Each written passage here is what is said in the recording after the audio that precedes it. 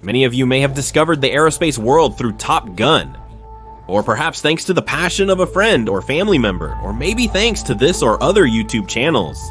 But there's something undeniable. Aerospace engineering has been fundamental in changing the course of history.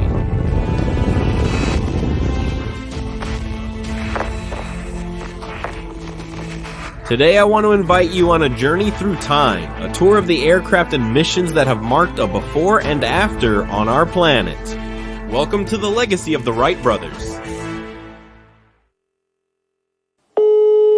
What's up, bro? How's it going, Santi? How are you? Good, really busy, but tell me, this is Santi. Let's say he's my partner in aeronautical madness. I've got a wild idea and want your thoughts on it. A crazy idea? How strange, isn't it? That you come up with a crazy idea?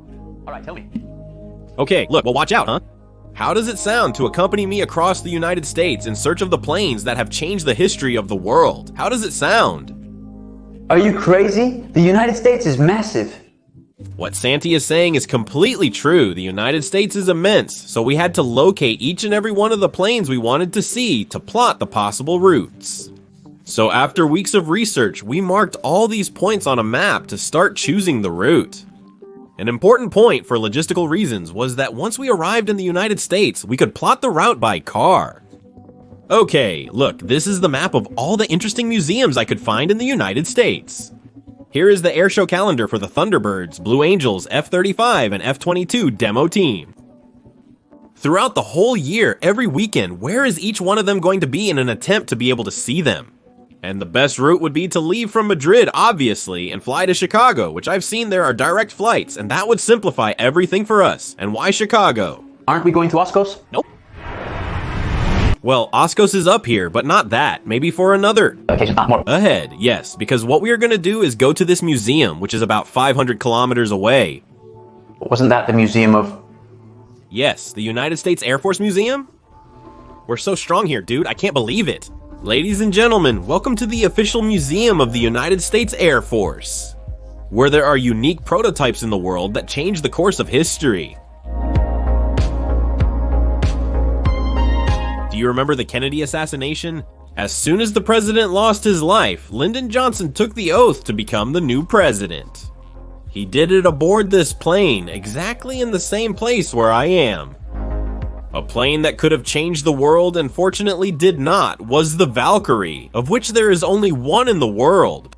The concept was incredible, a bomber that flew at 3 times the speed of sound and could carry nuclear bombs at speed. The cruiser folded its wings to enclose the shockwave under its fuselage, and look what we find at the back. 6 engines with afterburners. It was a real beast.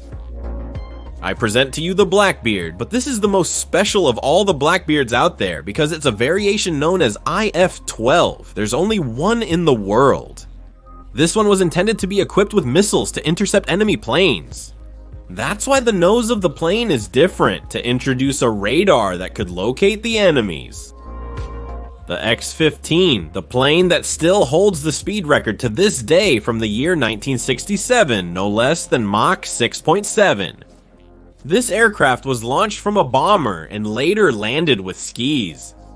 This here is an X-1B with which transonic aerodynamics were researched to know the speed limits of airplanes. Thanks to what National Aeronautics and Space Administration learned, it was known that commercial airplanes could not be efficient at supersonic speeds. Does this one here ring a bell? It's the only B-2 in the world that's on display. Although in reality, this model was used for static testing on land, so it never really flew. Here we have another special plane, the F-22 Raptor, the Starfighter of the United States.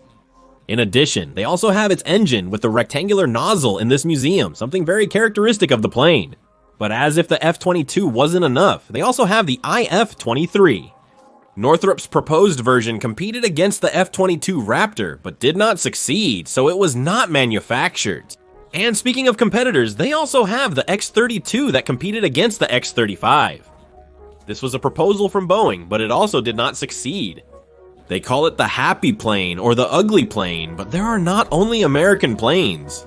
For example, we saw a Sukhoi 27, the Soviet air superiority fighter. It left us amazed. How big it is. I don't know if it was being watched. proportion of this piece of airplane.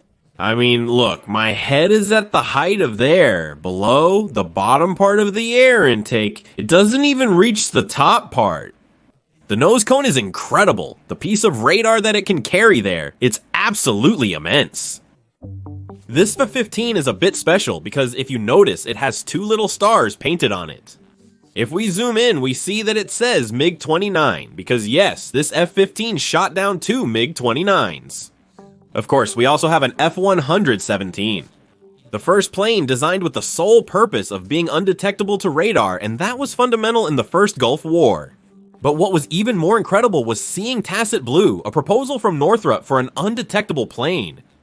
There's only one in the world, and it's this one I have in front of me. It's undoubtedly one of my favorite planes, and almost no one knows it. Have you ever played Call of Duty, where you could use an assault class 1, 3, 0? Yes, this plane exists, and we saw it. What's incredible is not the plane itself, but the projectiles it fires. This aircraft is known as the Angel of Death. A comparison of the projectile sizes the AC-130 can drop 0.3 of an inch a tiny bullet, 0.7874015748031496 inches a serious projectile, 1.57 inches an outrageous size, and 4 inches the largest of them all. Behind us is a MiG-15, a Soviet-made aircraft widely used by North Korea. This plane, specifically the one present here, has a very interesting and special story related to the Korean War. Because the United States wanted to analyze this aircraft to see the capabilities of the Soviet plane. So, they publicly announced that any pilot who went to South Korea with a Mikoyan 15 with this plane would be given a reward of 100,000 euros. And nothing happened for a few months until finally this pilot that we have here, No Kum Sok, went to South Korea with this plane. The United States benefited from this by gaining valuable insights into the MiG-15, its capabilities and limitations. To my surprise, a special plane that we could also see was Roosevelt's, the one of the President of the United States during the Second World War.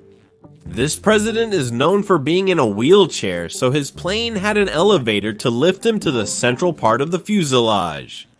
What I have in front of me right now is a B-36. Fortunately for all of us, it's not a very well-known plane, because it was a bomber that the United States had designed, just in case Great Britain had fallen to the Germans in World War II, and the Americans would have had to carry out bombings from the United States to Europe without being able to stop along the way.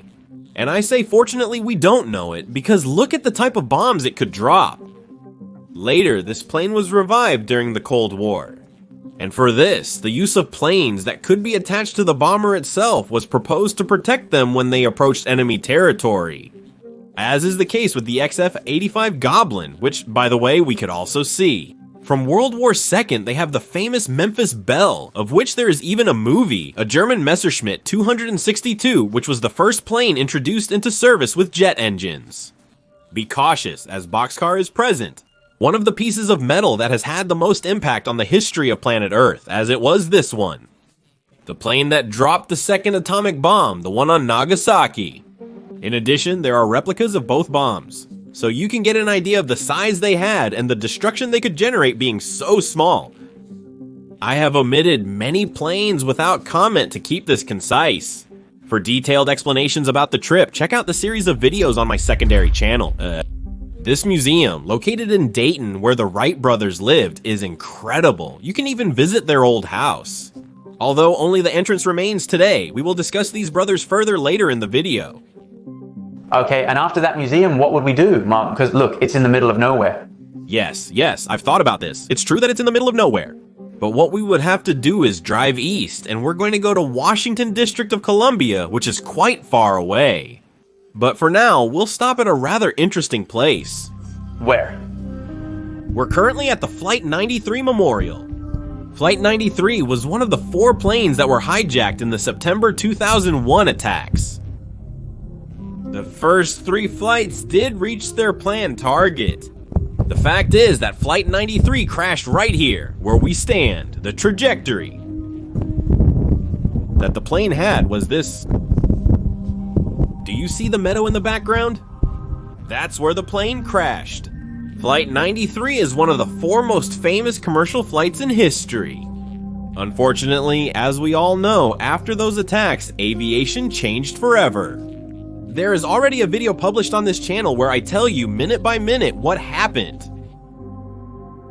After the memorial, the thing would be to continue going to Washington District of Columbia to spend the night. Here we would sleep, and the next day we would see this museum, which is the Smithsonian, which is at Tulsa Airport.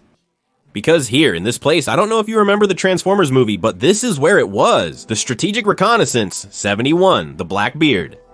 What we have here is...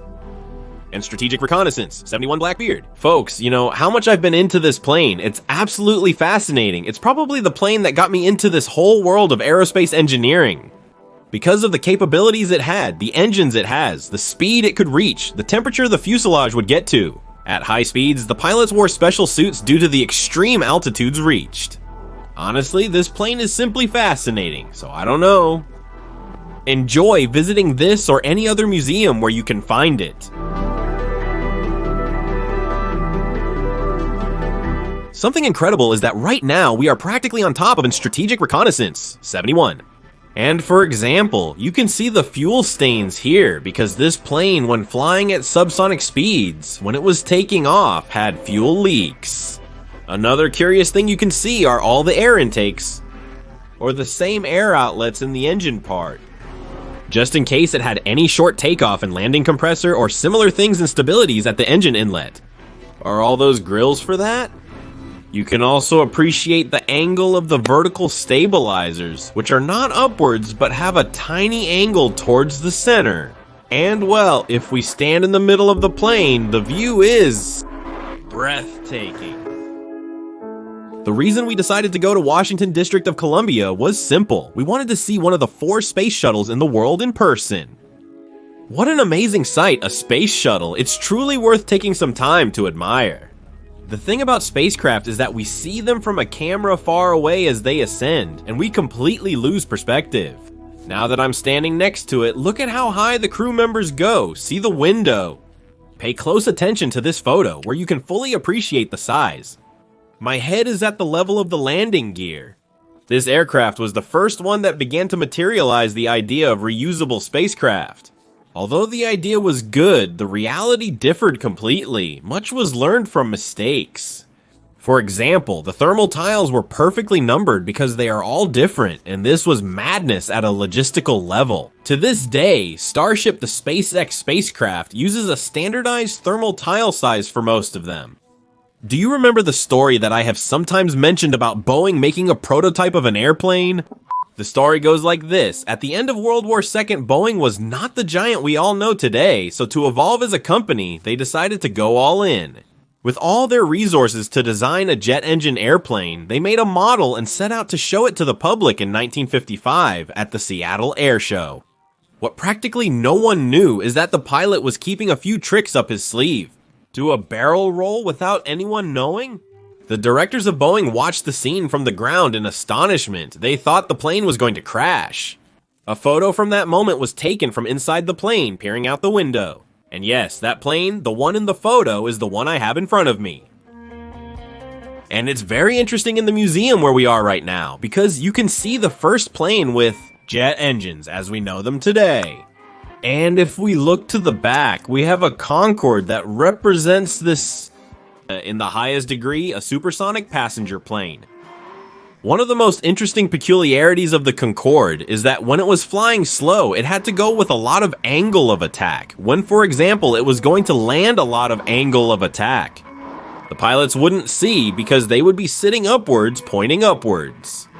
So the nose of this plane was designed to lower at these times.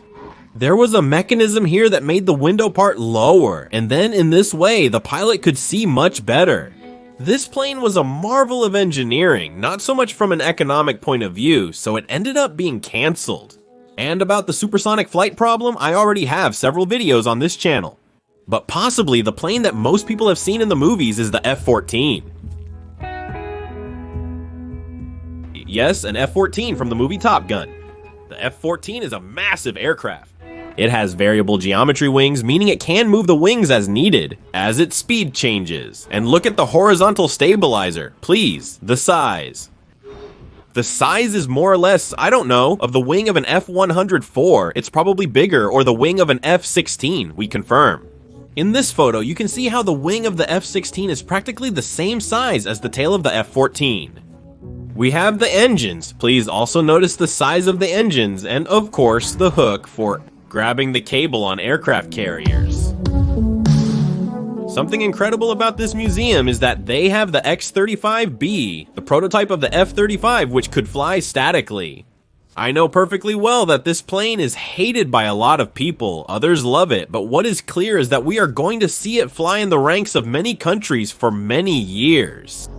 In addition, in the museum, they also have its engines placed in the same position as they are inside the plane. The astronauts of the Apollo 11 mission, the first to reach the moon upon returning to Earth. To make sure they didn't bring back any virus, bacteria, strange germ, they had to go through a quarantine. In this particular place, that is, in fact, you might recognize this photo of President Nixon greeting the 3 astronauts from the mission. And we also got to see Enola Gay, the plane that dropped the first atomic bomb in the world. I don't know if people, when they see Enola Gay or Boxcar, are aware of what they meant for the history of humanity. Both planes. As I told you, this museum is right next to Washington Airport, so when you leave, you can stay in one place watching the planes land. And you know that the A380 is and always will be one of my favorite planes. So we stayed waiting until we could see it from there.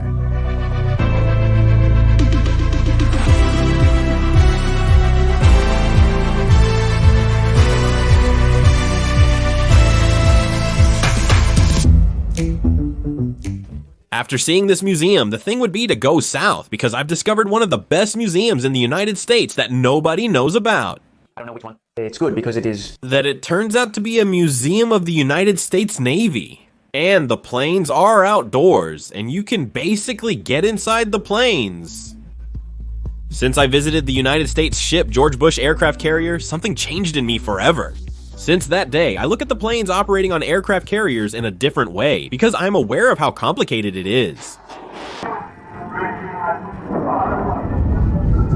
In this museum, we were able to see the second model of X-35 that exists, the naval version. There was also the naval version of its competitor, the X-32. And being outdoors, you could see how the paint had worn off, and you could appreciate the carbon fiber. A F-18 Hornet from the Blue Angels. I mean, look at this. The Blue Angels are the acrobatic patrol of the United States Navy, and it is said that they really are the best pilots in the world. In the Top Gun movie Maverick, Tom Cruise flew fighters very close to the ground. But was it really a Blue Angels pilot who was flying that plane? When flying in formation, the Blue Angels F-18S fly incredibly close to each other. You know, they are the acrobatic homeland of the Navy, and more or less a plane is placed, the cockpit of a plane. From my current distance, the plane above me is flying at around 500 to 372 miles per hour. I also reunited with my beloved C-2 Greyhound, the plane that transported me to the aircraft carrier. And I was able to look out the same window that I was looking out that day and saw the aircraft carrier. Without a doubt, a very special moment for me. In addition to this, there was an F-14 right next to an F-18, so you could see the difference in size between the two. The F-18 was the replacement for the F-14, which is an interesting fact. But, without a doubt, the best was the A-5 Vigilante plane, developed by the United States Navy to take off and land on aircraft carriers, fly supersonic, and in addition be a nuclear bomber. The incredible thing is that if we look at it from behind, it may seem like it has 3 engines, but why do we have 3 outputs? Of air? That is the question. Engine output, poop output, but it actually only has 2. The center one is a hole where some fuel tanks go along with the nuclear bomb, so that when he wanted to drop it, the fuel tanks and the bomb would slide back, as if the plane were pooping. After the East Pax River Museum, are we going to go south or north? North? I don't think so. No. The thing would be to go south. Here is Norfolk. I don't know if you know. Norfolk is where the United States aircraft carriers are made and repaired. How? How? Seriously? aircraft carriers. And where are we going? The thing would be to go south because here's Kitty Hawk. That is where the Wright brothers flew for the first time. Don't you believe me? This is the site where the first flight in history was made, the first propelled flight by the Wright brothers. The exact site where the flights were made is this rock. From here it took off because the plane needed to take off with a small catapult. The first flight covered a few scant meters, the second flight went a bit further, and the third flight traveled the farthest distance of the three. But the fourth one? Yes, which was much more distance, and it was almost a minute, approximately 58 seconds. Up to this point, up to point 4, we have it out there. We are exactly at the site from which the first flights took off. In history, at least the ones that the Wright brothers did. They were launched with a kind of catapult. And we're gonna walk around here to the first flight, to where it got, which really wasn't much. It was just 12 seconds, so the plane was launched from there. It came over here, of course, super low, and here we have the rock that tells us it got to here. 12 seconds, 120 feet. December 17, 1903. Orville. And here we have him indicating the first flight in history, where many of your passions and mine were born. If it weren't for this, who knows where we would be?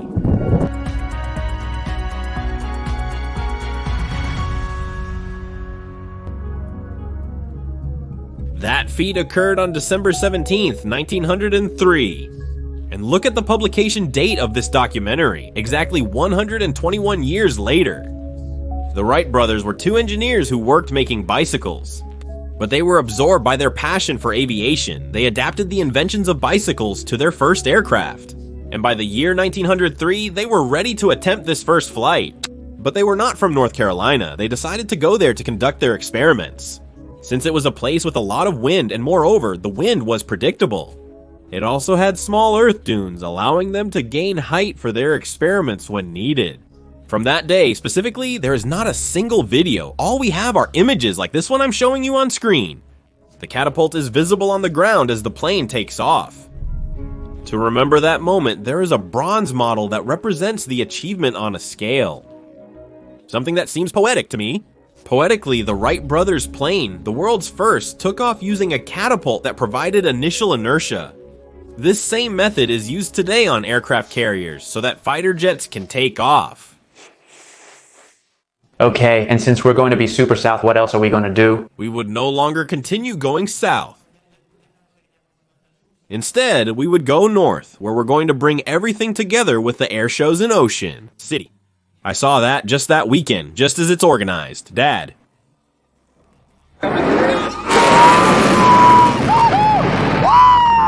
As mentioned at the start, this documentary's purpose was to search for planes that altered history. One of them is, without a doubt, the F-22 Raptor manufactured by the United States and not sold to any other country in the world. With this aircraft, it ensures having a beast in the air whenever necessary.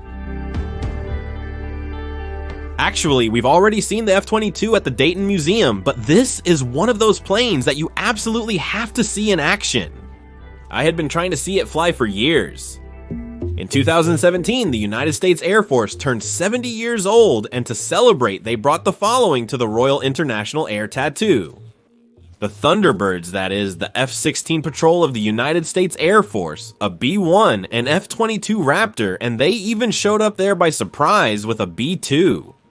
In 2022, when the United States Air Force turned 75 years old, 3/4 of a century, I said if for the 70 years they brought all that, I must leave this year because the Raptor will certainly return, bringing more reinforcements. However, that's not the case. In 2023, I attended Le Bourget, the world's most important aeronautical fair, held in Paris.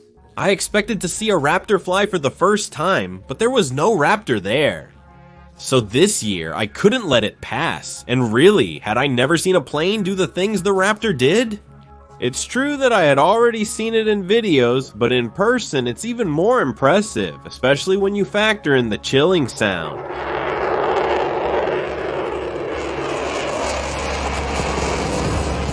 Something I always do at air shows is bring a decibel meter to get an idea of which plane sounds the loudest. Until that day, the record was held by a parallel takeoff of 2 Eurofighters, but the Raptor blew the meter.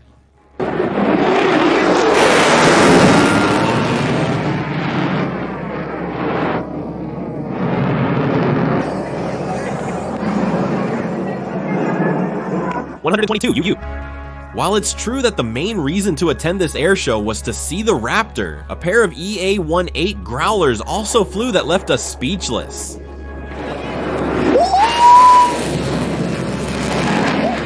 Their show consists of making as much noise as possible all the time and almost always at maximum speed.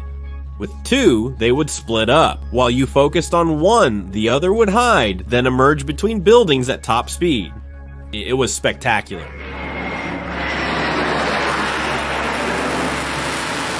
Okay, and after the air show? We would finish the trip after the air show. We would go to Washington, District of Columbia, and take the opportunity to visit the Museum of Smithsonian, which is in the center of Washington. This is where the journey becomes meaningful, because this is where the plane that did it is. First flight. The plane that made the first flight of the Wright brothers. So we would have been the same plane. We would have been at their house. We would have gone to the place where they did it, and we would have seen the plane. And also in this museum, they also have the Apollo 11 capsule that reached the moon. In short, it's ending the journey positively. And finally, we get to the plane that started it all, the Great Flyer.